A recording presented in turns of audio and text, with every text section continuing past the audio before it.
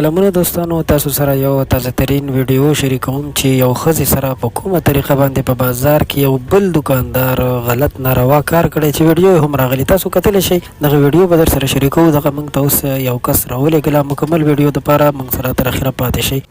دوستانو دا واقعه په کوچي بازار کې مخې ته راغلې ده چې یوه جینۍ دکاندار ته ورغلې د دې دپاره چې هغه ترېنه سودا اخیستله، خو دکاندار چې دغه جینۍ سره ګپ شپ جوړ کړی و، د څو ورځو نه به ورته دا جینۍ راتلله او بیا یې هغه ځان سره دننه ګودام ته بوتلې ده. هلته یې ورسره ناروا کار کړی دی چې دغلته یې په ګودام کې کیمرې هم لګولې وې او په دغه کیمرو باندې یې ترېنه خفیه ریکارډینګ یعنې پټ ریکارډینګ هم کړی دی او کومه بې شرمي کوم ناروا کار یې چې ورسره کړی نو هغه به هم تاسو هم دلته وګورئ. تاسو سره به دغه ویډیو هم شریکه کړم. قدرمنو، دا لومړی واقعه نه ده، داسې ډېر واقعات په پېښور کې په مختلفو ځایونو کې مخې ته راغلي دي، لکه ووړ بازار شو، تاج آباد، یار بابر، داسې مختلفو ځایونو کې نن سبا دغه کارونه شروع دي او صرف او صرف په 100 200 300 روپۍ باندې داسې خلک راوتلي دي چې هغوی په ارزان ریټ باندې دغه بدکاریانې کوي صرف د دې دپاره چې یو څیز ورته میلاو شي او په ارزان ریټ باندې ورته جامې یا یو څه بل څه میلاو شي. الله تعالی دې زموږ ستاسو حیا، عزت او پردې وساتي. حالات ډېر زیات خراب دي. موږ تاسو ته پکار دي چې کوم خلک غریبانان دي پکار دي چې هغوی سره موږ مرسته هم وکړو، ځکه